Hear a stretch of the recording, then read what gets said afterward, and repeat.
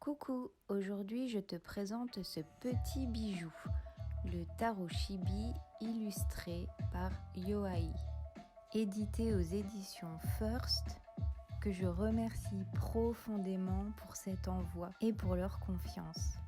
Surtout reste jusqu'au bout, je te ferai ta petite guidance du jour avec celui-ci. Alors, qu'a-t-il à nous proposer ? Ces adorables chibis sont là pour répondre à vos interrogations les plus profondes. Laissez la mignonnerie irrésistible des chibis dessinés par l'artiste d'anime Yoai vous guider et vous initier à l'usage du tarot. Apprenez la signification des cartes et à réaliser votre tirage. Et découvrez comment développer votre intuition afin de mieux les interpréter et vous connecter avec votre moi intérieur. Quand on ouvre cette mignonne petite boîte, on y découvre les cartes et un petit livret tout aussi mignon, bien ficelé mais aussi rempli d'amour. Ici, il y a un petit paragraphe qui t'apprend à prendre soin de tes cartes. Viens, on regarde ensemble. Alors voilà le petit sommaire. On va aller tourner les pages ensemble. Ici, l'intro, petit guide pour le débutant en tarot. Quelques lignes sur l'histoire du tarot. Comment prendre soin de tes cartes et comment elles te le rendront. Comment tirer les cartes, les questions à se poser. Il y a aussi des petites propositions de tirage. Et ensuite, tu trouveras les significations des cartes. En premier, les arcanes majeures, puis les mineurs. Chaque carte est accompagnée d'un petit texte de quelques lignes qui te délivrera le message de la carte. Ce jeu convient autant aux débutants qu'aux personnes déjà expérimentées. Les messages sont assez simples, t'as pas besoin de te faire des nœuds au cerveau pour comprendre les cartes. Ici, on voit que ce tarot est de type Rider-Waite-Smith et non Marseille, tout simplement parce que la force porte le 8 et la justice le 11. Dans le tarot de Marseille, c'est l'inverse. Donc là, nous étions sur les arcanes majeures et il y a toute une partie consacrée aux arcanes mineurs. J'ai un gros coup de cœur pour la série des épées. Alors je t'ai pas dit, mais au moment où je tourne la vidéo, ce jeu est actuellement en précommande. Après le livret, on va aller faire le tour de toutes les petites cartes. J'ai vraiment envie de te montrer à quel point elles sont mignonnes. Là, voici le dos des cartes, qui est vraiment magnifique. Et évidemment, comme il y a des petites lunes à chaque coin, je suis absolument fan. Et c'est parti pour le tour des petites cartes. Oui, j'ai accéléré la vidéo. Donc là, on est sur les arcanes majeures.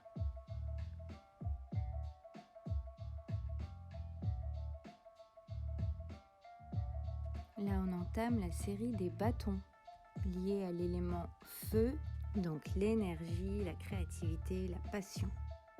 Les pentacles, liés à l'élément terre, qui abordera les sujets liés à l'argent, la matière. Les coupes liés à l'élément eau, du coup tout ce qui touche aux émotions, à l'intuition, aux relations. Et enfin les épées, avec l'élément air. Donc là, on va voir tout ce qui touche l'intellect, le mental, les défis. Et je le redis, j'adore cette série. En tout cas, les illustrations de ce tarot, parce que la série des épées, c'est pas forcément la plus sympa. C'est pas la série doudou du tarot, quoi. Maintenant qu'on a fait un grand tour de ce jeu, qu'est-ce que tu en dis ? On va aller voir quel est le message qu'il a à nous délivrer pour notre journée. Alors, ce petit tirage te parlera si tu fais partie de ces personnes qui, en ce moment, se posent énormément de questions, se prennent la tête même, ou sont dans l'angoisse. Donc, comme toujours, un tirage général comme ça ne peut pas parler à tout le monde. Et puis, on en profitera aussi pour aller voir les petits messages du livret concernant les cartes qui vont sortir. Alors, qu'est-ce qu'on a pour notre journée ? Un 7 d'épée, un valet de coupe et un 6 de bâton. Alors ici, on voit que tu as l'impression de te faire avoir quand on te la met un petit peu à l'envers. Tu te sens carrément trompé. Et c'est sans doute pour ça que tu te poses tant de questions. Du coup, tu es très à fleur de peau, très émotif. Mais sache que quelque chose de nouveau, de beau va arriver pour toi. Oui, parce que tu es capable de surmonter les obstacles, de prouver ta valeur et de garder la tête haute. Alors ne te prends pas trop la tête, la victoire pour toi est au bout du chemin. Bon, ça c'était ma petite interprétation. On va aller voir maintenant les petits messages du livret. Pour le 9 d'épée, on te dit « Il n'y a aucune limite au nombre de choses qui peuvent vous inquiéter. Certaines peuvent être réelles, mais d'autres ne sont que de simples fantômes, le fruit de l'anxiété ou de votre imagination.